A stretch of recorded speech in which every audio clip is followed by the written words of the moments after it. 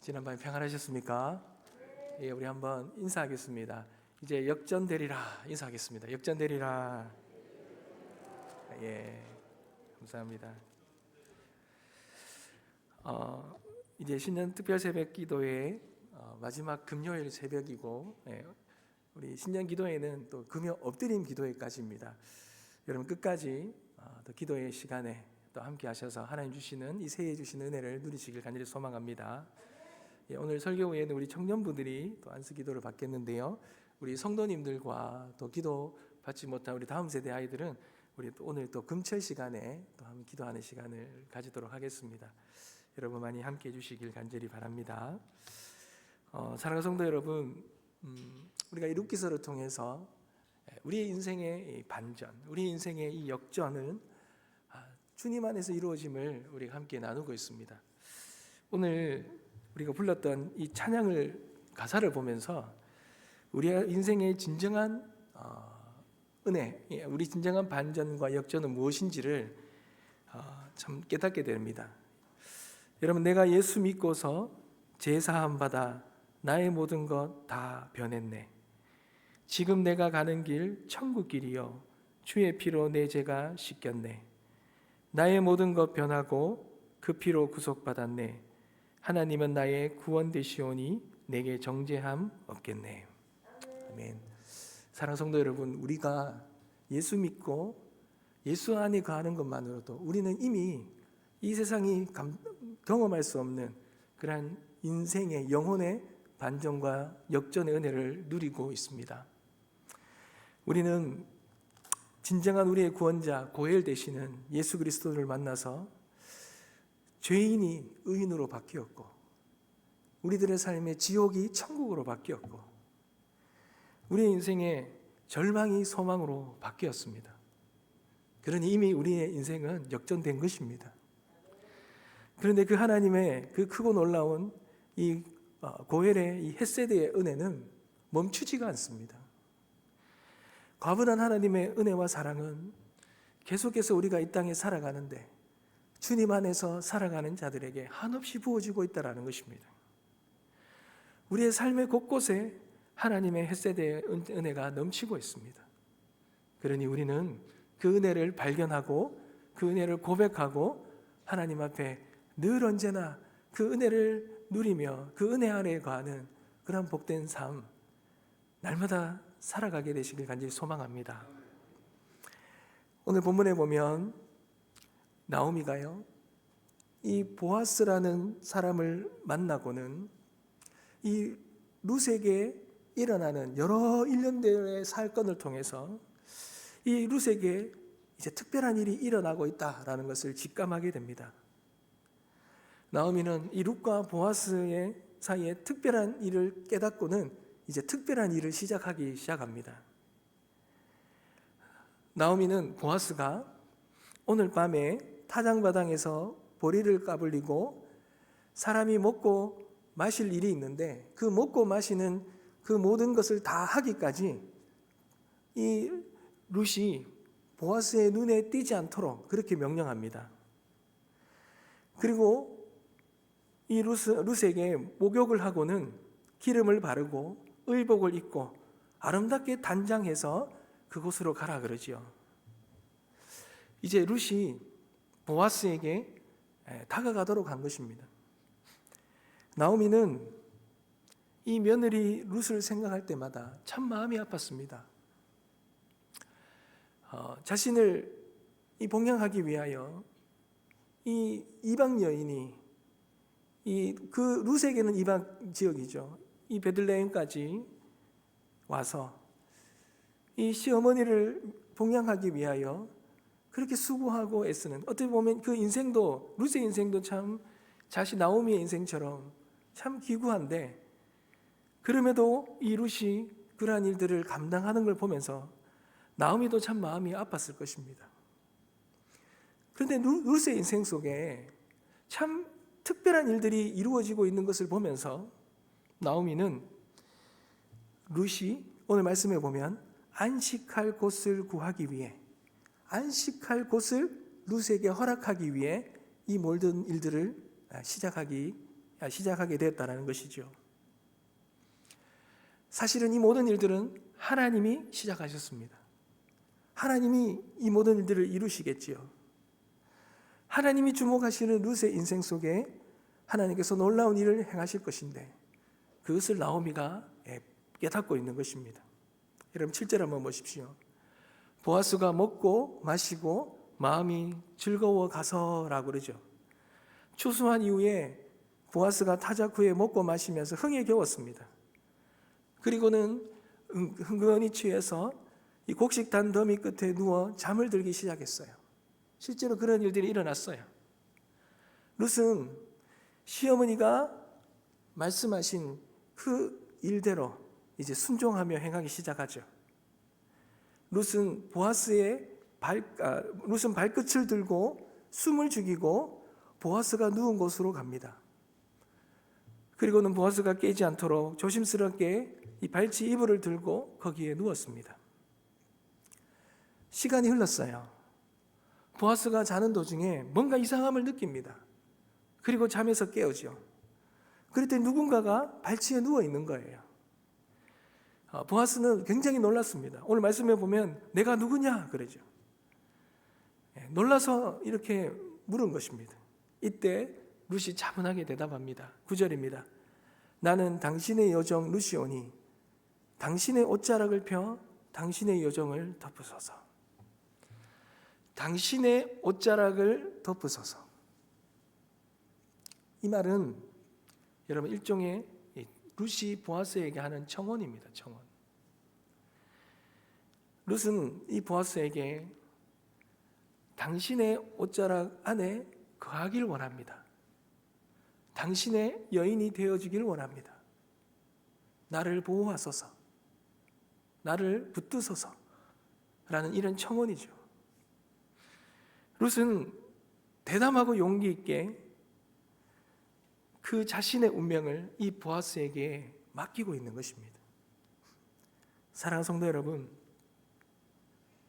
자신의 인생과 운명을 자신의 고열인 보아스에게 맡기는 것, 일종의 청혼이죠. 그런데 여러분, 이 청혼은 다른 말로 말하면 신앙의 고백입니다. 예수 그리스도를 믿겠다고 고백하는 것, 마음을 열어 예수님을 모셔드리는 것이죠. 그 예수님을 영접한다는 것입니다. 여러분, 이 고백은 엄청난 사건입니다. 왜 그렇습니까? 나의 인생 모든 것을 주님께 맡긴다는 의미이기 때문에 그래요. 주님이 나의 인생을 책임지도록, 주님이 나의 인생과 삶의 주인이십니다. 그러니 나를 받으시고 나를 보호하시고 나를 지켜주십시오. 이제부터 내가 살고 죽고 하는 모든 것은 다 하나님 손에 달려 있습니다. 하나님, 나는 주님을 믿사오니 주님께서 나의 영혼을 붙들어 주시옵소서. 우리의 이 신앙의 청혼이 바로 이 신앙의 고백인 것입니다. 우리가 주님과 사랑에 빠져서 고백해야 되는 것이 신앙의 고백 아닙니까? 그러니 이 놀라운 이 신앙의 고백으로 이제 우리가 주님 안에 거하게 된다는 거예요. 근데 사실 가만히 보면 주님이 우리에게 먼저 다가와 주셨지요. 주님의 눈에 우리가 띄어서 주님이 다가와 주셨고, 우리가 그 주님의 다가오심에 우리는 믿음과 사랑으로 반응하는 것입니다. 이 룻이 보아스에게 이렇게 반응하는 이 모든 것이 바로 우리가 주님께 반응하는, 고백하고 하는 모든 것들을 그대로 상징적으로 보여주고 있는 것입니다. 룻이 이렇게 고백하고 난 후에 이제 보아스의 반응이 남았습니다. 룻은 보아스의 반응을 어쩌면 상당히 긴장하면서 어떤 반응이 올까 그렇게 기다렸을 것입니다. 보아스의 반응은 어떻습니까? 10절입니다. 내 딸아, 여호와께서 내게 복 주시기를 원하노라. 나오미의 예상이 딱 맞아떨어졌지요. 룻의 무례한 침입에도 불구하고 사실 있을 수가 없는 일입니다. 그러나 보아스는 그 일을 무례하게 생각하거나 분노하거나 발끈하거나 그러지 않았습니다. 보아스도 이미 그 보아스의 마음에는 룻이 들어와 있었던 것이죠. 보아스는 룻의 제안을 기쁘게 받아들였습니다. 룻은 자신을 당신의 여종이오니라고 이렇게 표현했잖아요. 그런데 보아스는 룻을 향해서 내 딸아라고 표현했습니다. 이 말은 보아스의 마음속에 이미 룻이 들어와 있다라는 것, 사랑하고 있다라는 것, 그럴 마음이 있다라는 것을 보여주고 있습니다. 10절입니다. 내 딸아, 여호와께서 내게 복 주시기를 원하노라. 내가 가난하건 부하건 젊은 자를 따르지 아니하였으니 내게 베푼 인애가 처음보다 나중이 더하도다. 보아스는 진심으로 다해 고백하고 있습니다. 보아스는 룻을 이미 사랑하고 있었어요. 보아스는 룻의 그 순수한 마음, 그 순결한 마음, 그가 얼마나 현숙한 여인인지를 다 알고 있었습니다. 그래서 내가 베푼 인애가 처음보다 나중이 더하도다. 이 말은 인애는 헤세드잖아요. 사랑이죠. 자비지 않습니까? 룻이 행했던 그 인애, 그 자비를 이미 다 알고 있었다라는 거예요. 그게 무엇입니까? 룻은 부하거나 젊은 자를 따르지 않았다라는 거예요.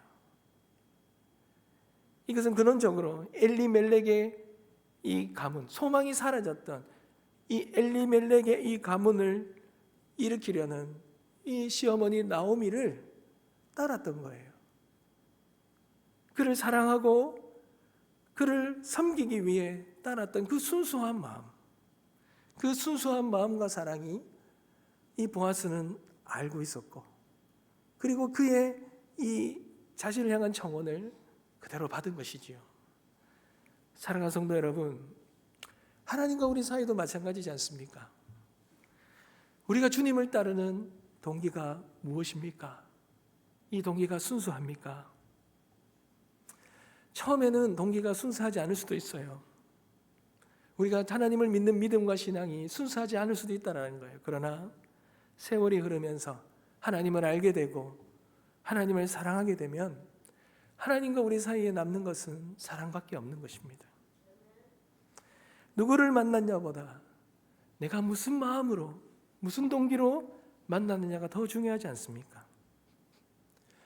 우리와 주님 사이에는 그 사랑 말고는 다른 것들이 개입되어 있어서는 안 되겠지요.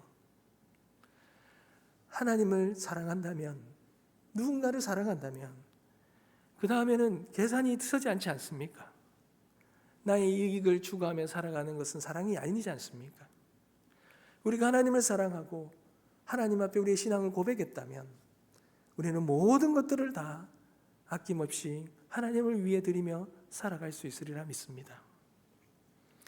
보아스는 룻이 나이든 자신에게 다가온 것들, 이 모든 것들이 시어머니 나오미에 대한 사랑 때문이라는 것을 알고 있었습니다.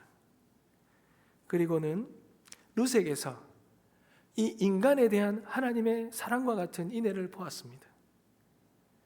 룻의 이 프로포즈에는 자기 희생이 들어가 있어요. 자신만의 인생을 생각하는 것이 아니잖아요.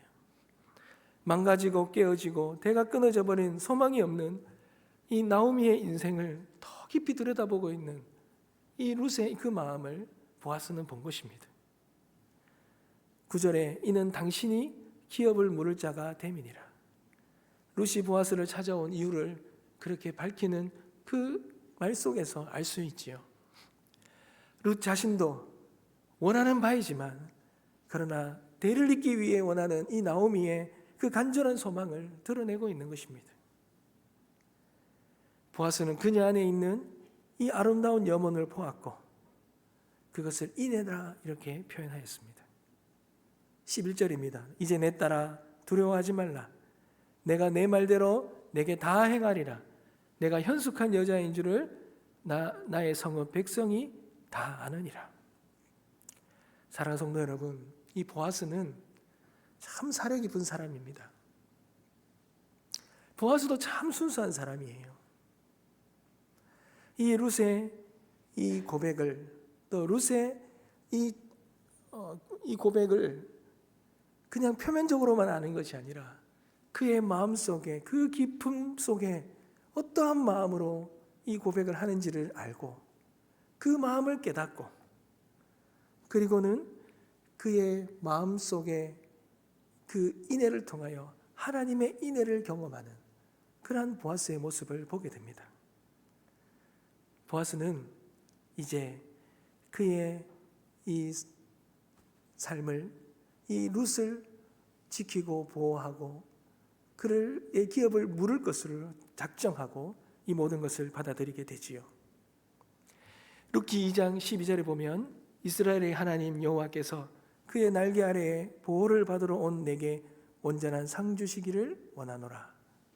사랑하는 성도 여러분, 이 날개라는 것은, 하나님의 날개라는 것은 하나님의 보호하심을 의미합니다. 보아스가 축복한 이 하나님의 날개는 사실은 이 보아스의 옷자락이었습니다. 보아스는 자신의 옷자락으로 룻을 덮어줌으로써 기꺼이 룻의 날개가 주겠다고 고백하고 있는 것이지요. 하나님이 이 보아스를 통해 룻을 품어주고 계시는 것입니다. 사랑하는 성도 여러분, 하나님은 하나님의 날개를 펴서 오늘 우리를 품기를 원하십니다.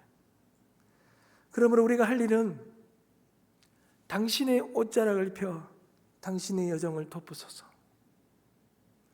당신의 그 옷자락을 펴 당신의 여정을 덮으소서 라는 이 믿음의 고백을 하는 것이 우리가 할 일입니다. 이것이 우리의 기도가 되어야 될 줄 믿습니다. 주님의 날개 아래가 가장 안전합니다. 주님의 옷자락에 있을 때 하나님이 우리의 삶을 지켜주십니다. 나오미의 인생을 한번 보십시오. 그가 잘못된 선택으로 시작된 인생의 절망이 그대로 끝나지 않지 않습니까? 하나님은 그런 나오미를 다시 아버지의 집으로 부르셨어요. 하나님이 부르신 거예요. 그런데 그 부르심이 혼자가 아니라 룻이라는 나오미의 인생에 너무나 귀하고 복된 만남에 이 선물을 허락해 주시지 않습니까? 나오미에게 룻은 하나님의 선물이었어요.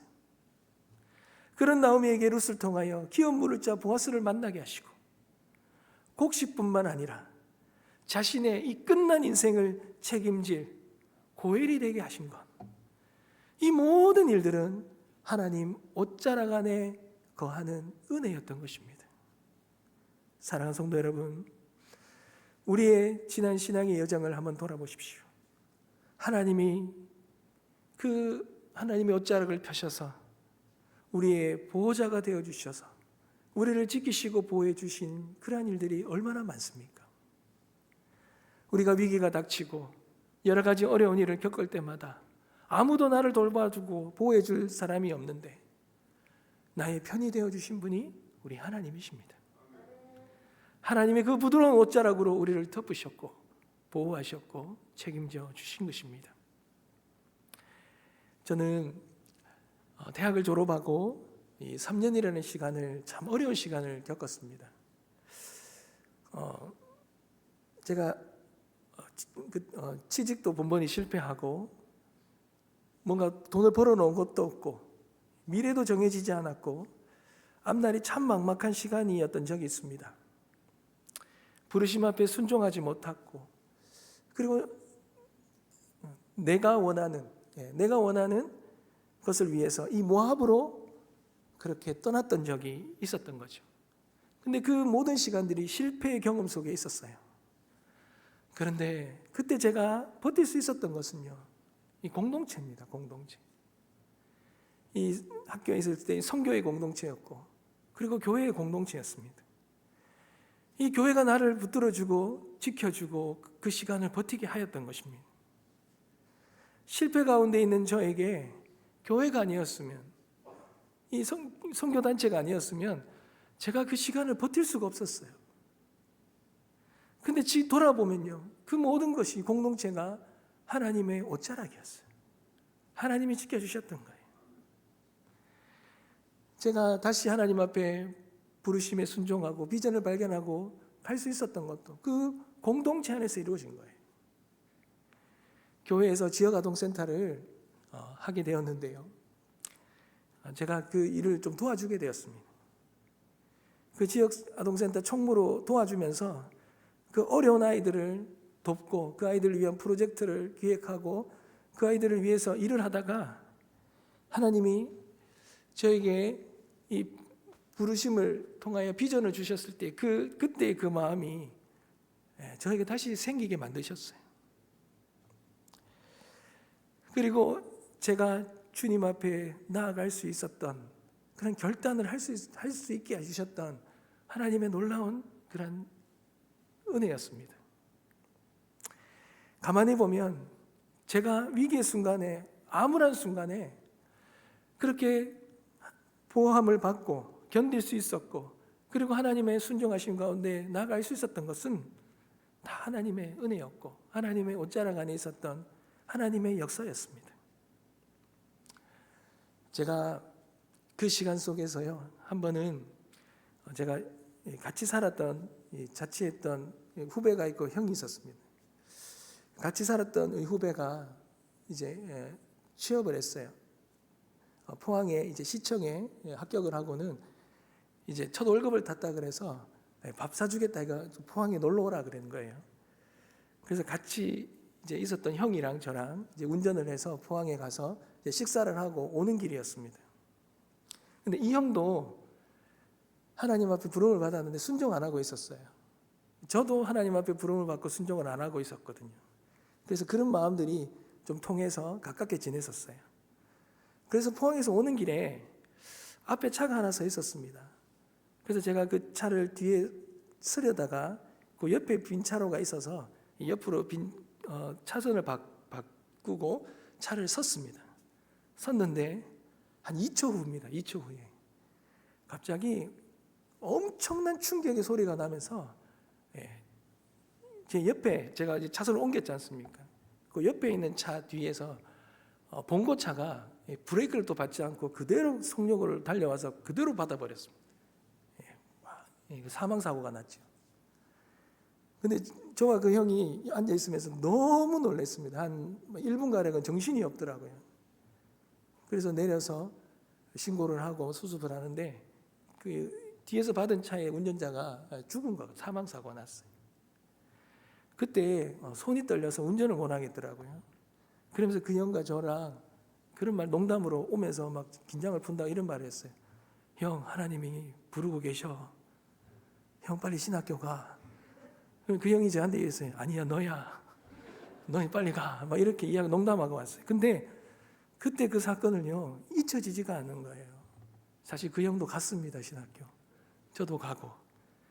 그런데 저는 그 사건을 보면서 그런 생각이 들더라고요. 여러분, 이 인생 속에서 우리가 살아가는데 한순간이잖아요, 한순간. 2초입니다, 2초. 어떤 일이 일어나는지 모르잖아요. 우리가 살아가는 이 모든 시간 속에서 하나님의 이 옷자락이 없다면 우리는 어떻게 살아갈 수 있는지 모릅니다. 살아갈 수 있는 유일한 이유가 하나님의 옷자락입니다.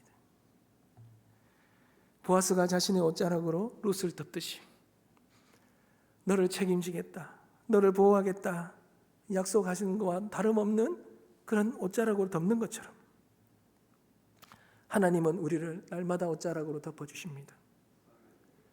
그 하나님의 그 덮어주심의 은혜가 우리에 있기에 오늘도 우리가 그 옷자락 안에서 안심하고 살아갈 수 있는 것이지요. 사랑하는 성도 여러분, 우리가 날마다 주님 앞에 고백하며 나아가길 소망합니다. 주여, 당신의 옷자락으로 나를 덮으소서.